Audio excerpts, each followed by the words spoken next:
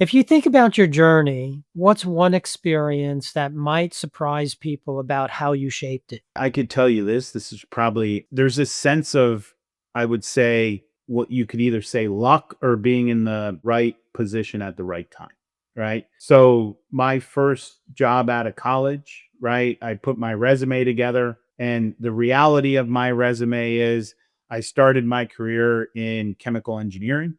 I did 2.5 years in chemical engineering, and then I found myself just much more interested in computer science. So I switched out of chemical engineering into computer science. I actually graduated with 2 degrees in mathematics and in physics. So I didn't get chemical engineering or computer science. I got it in math and physics because that's the credit I was in. I put that on my resume and I sent it off. And in my first interview with my first company, Merck, the gentleman read my interview or my resume and he goes, "So you have a degree in chemical engineering and computer science?" And I go, "No, those were the majors I took, but I actually got a degree in math and physics." And he goes, "Well, you did good on the interview, so we're going to hire you." Right. But I don't consider this, I don't know if I was lucky or there was right time, but sometimes I think you just got to have a positive attitude and realize your time will come.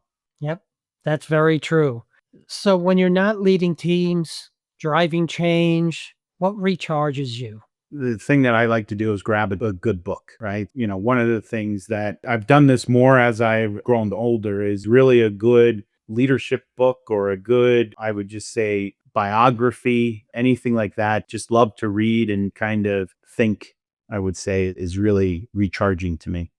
Well, I'm glad you set it up for me because my book is coming out next week and it's called Lead Like a CEO.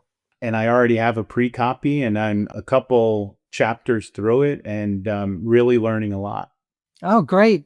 Great. I'd love to chat with you about it when you're done, see what you like. But leadership has so many facets to it. There's so many books out there. What's your favorite one so far? I will have to say, to this day, I still love the Hit Refresh from Satya Nadella.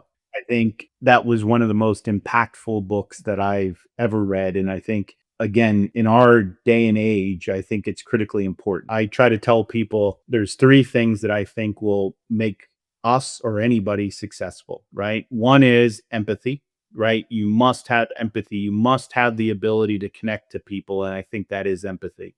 You must distribute trust, right? So, the ultimate thing to get in a high performing organization in trust. And once you have empathy and trust, then you can do distributed decision making. You could really distribute decision making throughout the organization. So those are the 3 things. But Hit Refresh from Satya Nadella was impactful for me.